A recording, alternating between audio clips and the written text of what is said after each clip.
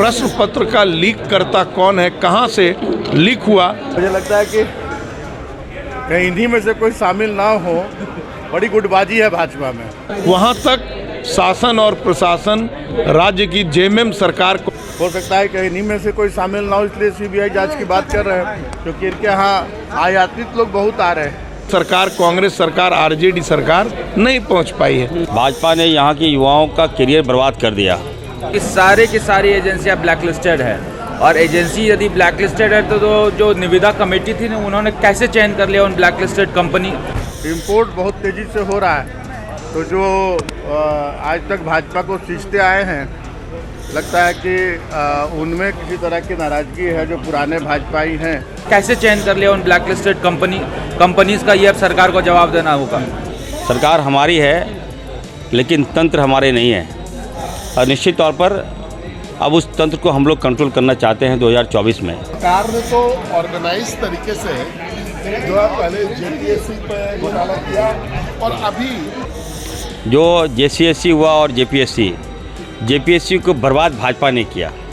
ये जानते हुए ताकि लोगों को जो है एजेंसी बनाया गया, जिनको कि बिहार में और कर्नाटक वगैरह में डिबार किया गया है। एसआईटी जांच सफिशिएंट है, अगर नहीं होगा तो हम लोग आगे मूव करेंगे। नहीं, मैं पत्रकार मित्रों से जानना चाहता हूं कि 1 महीना हो गया और 1 महीने में भी प्रश्न पत्र का लीक करता कौन है, कहां से लीक हुआ, वहां तक शासन और प्रशासन राज्य की जेएमएम सरकार, कांग्रेस सरकार, आरजेडी सरकार नहीं पहुंच पाई है। आखिर 1 महीना बहुत होता है। आप कह रहे हैं कि हमें एसआईटी पे भरोसा है, राज्य की जनता को और झारखंड के नौजवानों को भारतीय जनता पार्टी पे भरोसा है कि उनको लगता है कि भारतीय जनता पार्टी के रहते ही न्याय होगा, और हम इसलिए कहते हैं कि सीबीआई जांच कराइए।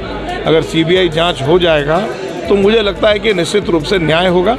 देखिए, 1 महीने में इन लोगों ने रफा दफा करने के लिए दर्जनों अधिकारी जो एसआईटी में थे उनका तबादला कर दिया। आखिर क्यों तबादला किया?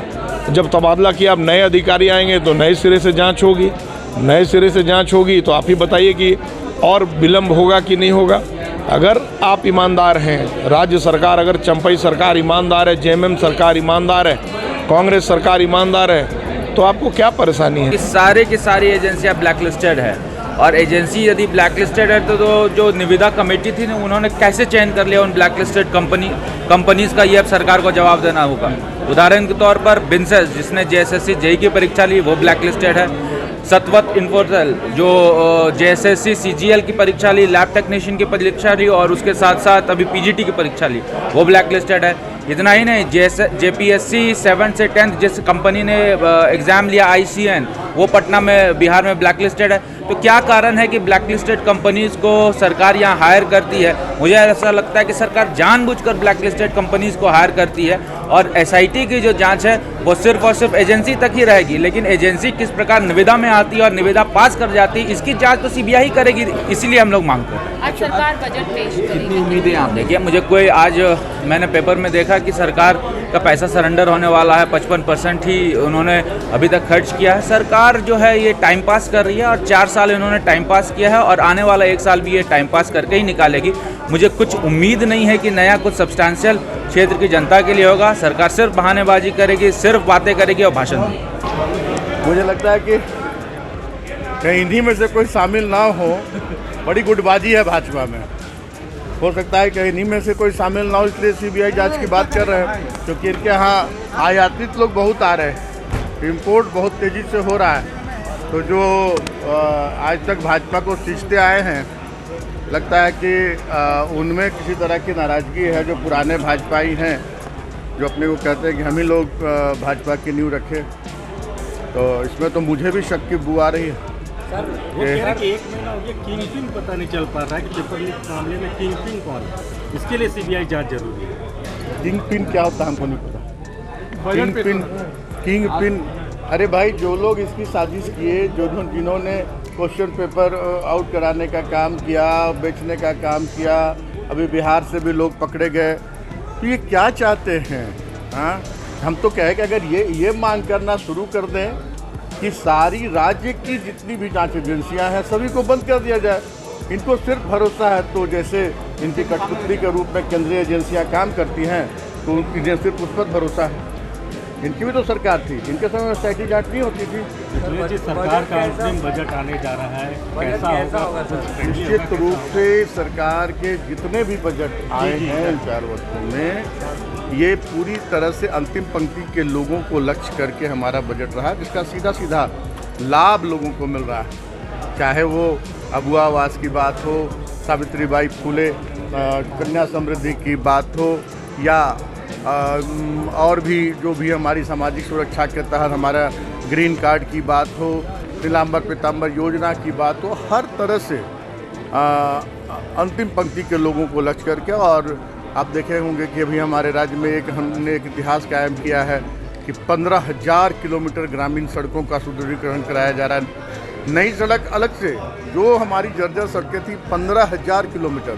तो ये सब इसी सोच के तहत बजट में आप देखेंगे कि और भी हम झारखंड को कैसे समृद्ध बना सके और ज़्यादा से ज़्यादा झारखंड वासियों को हम जिनके लिए ये राज्य का निर्माण कराया गया, उनको उनका हक अधिकार दिला सके। सरकार ने तो ऑर्गेनाइज तरीके से जो है पहले जेपीएससी पे घोटाला किया, और अभी ये जानते हुए दागी लोगों को जो है एजेंसी बनाया गया, जिनको कि बिहार में और कर्नाटक वगैरह में दीवार किया गया है। ये तो सरकार ने इसमें एक अपॉर्चुनिटी ढूंढा है पैसा कमाने के लिए, इसलिए सरकार कभी भी नहीं चाहेगी कि इसका जांच सही तरीके से हो। लेकिन हम लोग पूरा प्रयास करेंगे, पूरा दबाव सरकार पर बनाएंगे कि इस घोटाले की जांच जो है सीबीआई से कराई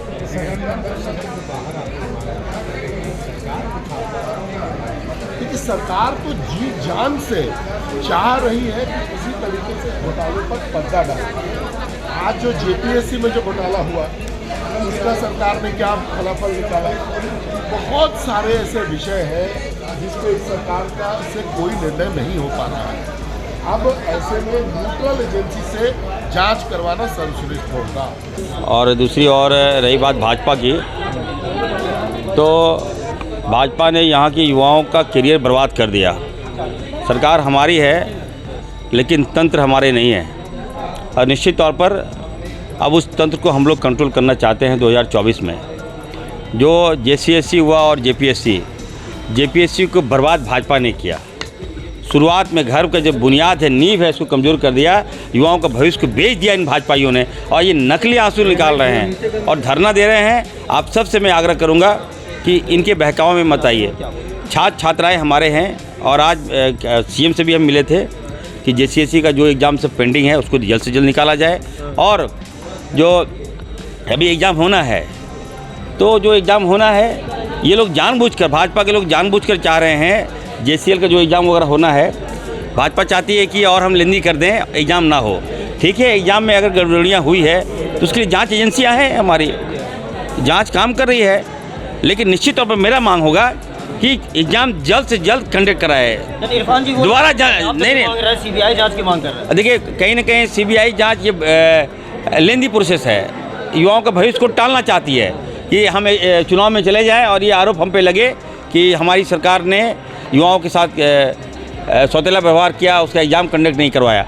अभी हमारा मांग है, बीजेपी अगर सच्चे दिल से चाहती है तो वो हमें समर्थन करे। हम चाहते हैं कि 15 दिनों के अंदर सारे एग्ज़ाम को कंडक्ट किया जाए और 10 या 15 दिन में रिजल्ट निकाला जाए। ये मांग होगा, भाजपा को ये मांग करना चाहिए। और सीबीआई जांच, अब क्यों भाई सीबीआई जांच कीजिएगा तो फिर 2 साल बर्बाद हो जाएंगे हमारे छात्रों का। इसका जिम्मेवार कौन होगा?